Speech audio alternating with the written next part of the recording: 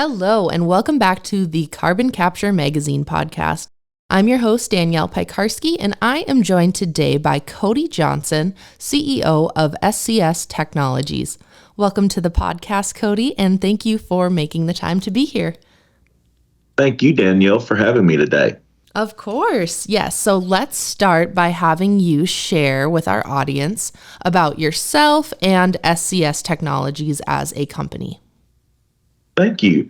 Yes, I grew up in a great small town in southeast Texas called Finette, about 20 miles west of Beaumont. My listeners will probably guess by hearing my accent.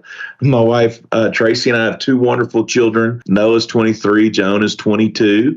We like to spend a lot of our time golfing and boating down in Galveston. I've been blessed to be entrusted to be a CEO of 4 different companies in my career: One World Polymer Products, Core International, National Signs, and now SCS Technologies. At SCS Technologies, it was founded by Jess Slaughter and Cliff Castelaw in 2012 to design and fabricate and service LAC units to measure quality and quantity of crude and natural gas in the Permian Basin. Cliff and Jess sold the majority of the company to Black Bay Energy Capital, a private equity firm in New Orleans focused on energy and energy transition companies, in 2017. Black Bay then, along with Jess and Cliff, brought me into SCS in April of this year to formulate and execute a strategy to leverage SCS's existing expertise in design and fabrication of measurement equipment to expand that into products for methane vapor recovery and CO2 compression and measurement. We have an 18-acre training and fabrication campus in Big Spring, Texas, which is just east of Midland in the Permian Basin. We have customer support offices in Dallas and Houston, and we're proud to announce on your program that our new strategy and innovation office is opening in August in the Ion Innovation District to be close to those innovation teams for ExxonMobil, Chevron, Oxy, Baker Botts, Microsoft, and many others working on innovation and strategy for greenhouse gas management and reduction. Great. Okay. So let's just start with a walkthrough of CO2 compression and measurement. What's that process look like? Does it vary from facility to facility? Sure. So to set the stage, basically 5 industries produce the vast majority of CO2 globally: oil refineries, chemical plants, electricity generation plants, whether they be coal, oil, bio, or natural gas, cement production, and agriculture. 3 of those 5 industries, oil refineries, chemical plants, and cement production, require temperatures for processes that cannot be achieved through electrical heating elements. That's a really big deal. For example, cement production requires the base materials to be heated to over 1,400 degrees. That temperature can't be achieved with electrical heating elements. So there's no chance with today's technology to use solar or wind or hydro or geothermal or even nuclear produced energy to fuel a cement plant. So to produce cement, we have to create 1,400 degree processing environment by burning fossil fuels. Burning those fossil fuels are going to create CO2 emissions. Those emissions today go up a smokestack or a flue and are released in the atmosphere. The CO2 in the concentration in the atmosphere today is about double what it was 100 years ago. That is causing us to have a really hot summer in Texas this year.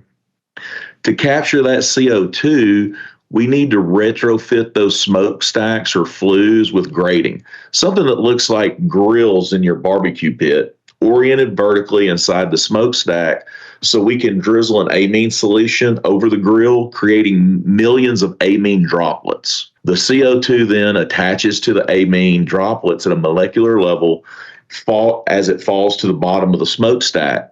So the gases then being released out of the top of the smokestack are 99% CO2 free.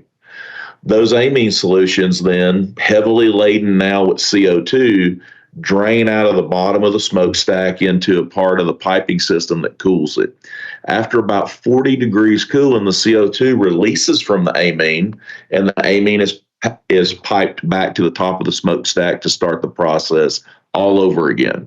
That CO2, though, needs to be compressed into a supercritical state to turn it into a liquid. Further cooling would simply turn it into dry ice, which is not efficient to transport or sequester. Once it's in its supercritical liquid state, the CO2 can then be measured and sold for $85 to $100 per metric ton. That's where we come in. It also then can be pumped into a CO2 pipeline for enhanced oil recovery activities or geological sequestration. This, again, is the piece where SCS adds value. And yes, every facility is different from a chemical and piping instrumentation perspective. So each solution must be customized to some extent. Modular and pre-engineered solutions are critical to bring down conversion costs, and SCS is also working with our customers on that. Great answer. Thank you. So I wanted to circle back to SCS Technologies' exciting announcement that the company is expanding. Can you tell us what the reason is for this expansion? Sure. We see this huge bow wave of engineering, design, and fabrication work coming our way. When I mean our way, I mean globally in society from an infrastructure build-out perspective. In order to achieve, the multinational global goal of keeping global warming below 1.5 degrees centigrade by 2050, targets to avoid the permafrost thaw and massive methane release that's currently frozen in the permafrost that could potentially trigger a negative flywheel effect with global warming and a whole host of awful impacts. To do that, we're going to have to build a lot of infrastructure. We need a lot more CO2 pipelines. We need a lot more sequestration sites. So at each point where CO2 is being compressed into a liquid so that it can be measured, it needs to and then injected into that pipeline. And then when it comes out of the pipeline, it needs to be measured again. So prior to being pumped in either an enhanced oil recovery application or a sequestration application. At each one of those points, we are the company, the provider of the equipment that's going to compress and measure that CO2. That's important not only for the logistical element, but essentially our equipment is the cash register. So there's a buyer and the seller, and there's going to be custody transfer at each of these points. Our equipment, our machine is the one that measures the concentration and the quality and the quantity. And that's how people get paid. And so we see that our role in this as being important, and we want to help those large vertically integrated energy companies that are working on this build out that infrastructure. Okay, so what is SCS Technologies' role in the sectors that might be more difficult to decarbonize, say like aviation? Sure. Yeah. An amine process like I described earlier is not going to work on a jet airplane. So we've got these hard to get rid of activities, these emissions that we've got to address. And so SCS, holistically looking at this problem, has decided to plant a grove of 100 trees for every product that we make. So we started this program in May, and to date we've planted a little over 5,000 trees.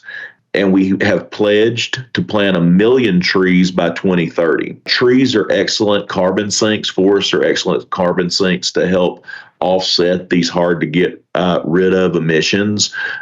Each tree can be expected to take about 10 kilograms of CO2 and other greenhouse gases out of the atmosphere every year for approximately 40 years. So we've calculated that we can offset 200% of SCS's emissions, plus those of all our employees and their families and their private lives through this program. We also think, importantly, It helps answer the question of scope 3 emissions. How we very much are, with the equipment we're manufacturing and providing to our customers, we're helping our customers with their scope 1 emissions. Those very hard to define and manage scope 3 emissions, we're also able, from a vendor perspective, to certify and give traceable, auditable details through our planning programs for our customers, that by using us, they have verifiable scope 3 emission reduction. Wow, well, that sounds like a great program you guys have going over there. Thank you, Danielle. Of course. So are there any recent projects or success stories where SCS Technologies compression and measurement systems have made a significant impact on reducing carbon emissions, improving operational efficiency aside from that program? Absolutely. And when we think about reducing carbon emissions, we think both about methane and CO2. Methane is actually 40 to 80 times in the first 10 years of being emitted. It's actually 40 to 80 times more powerful in a negative way with regards to global warming and greenhouse gas effects. So we think very much, particularly because we're in the Permian Basin, about methane vapor recovery. And so we also we have a product, vapor recovery units for methane vapor recovery. And one of the exciting projects that we're working on with a very large vertically integrated energy company out here is a lot of their wells and a lot of their tie-in points to pipelines are in very remote locations that don't have electricity. And so it's very hard to operate methane vapor recovery units with no electricity. And you don't obviously want to operate it with a diesel generator, because that would be negating the greenhouse gas recovery objective. And so we're partnering with 4 different companies to build and install these vapor recovery units in a very large program using solar energy. So we're very excited about that. We also are working with another very large vertically integrated energy company that is building out a lot of CO2 pipeline in the Gulf Coast region. And so those compression and measurement skids that we discussed earlier, both at various points along the pipeline, we're supplying those units for them.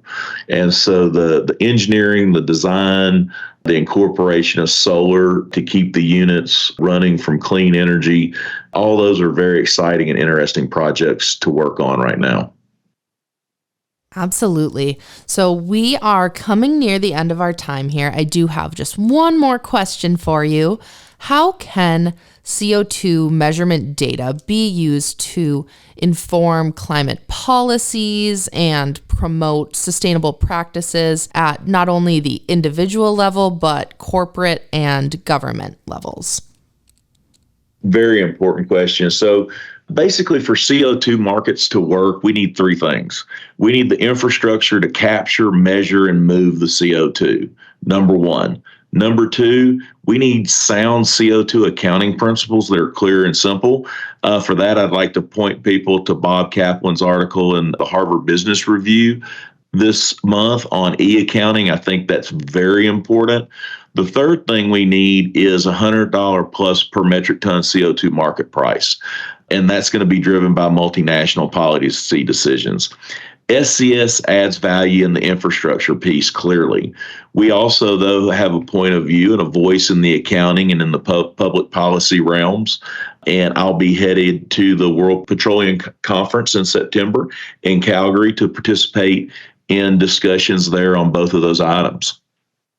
Is there anything else that you would like to add before we close this out, Cody? Yes, Danielle, thank you very much. Just want to thank you again for the time here, and thank all of your listeners that are working on energy transition. You know, our generation, I think the key question in our industry and for our generation is really being intentional that it's our job and it's our place to manage molecules, but set up the next generation to manage electrons.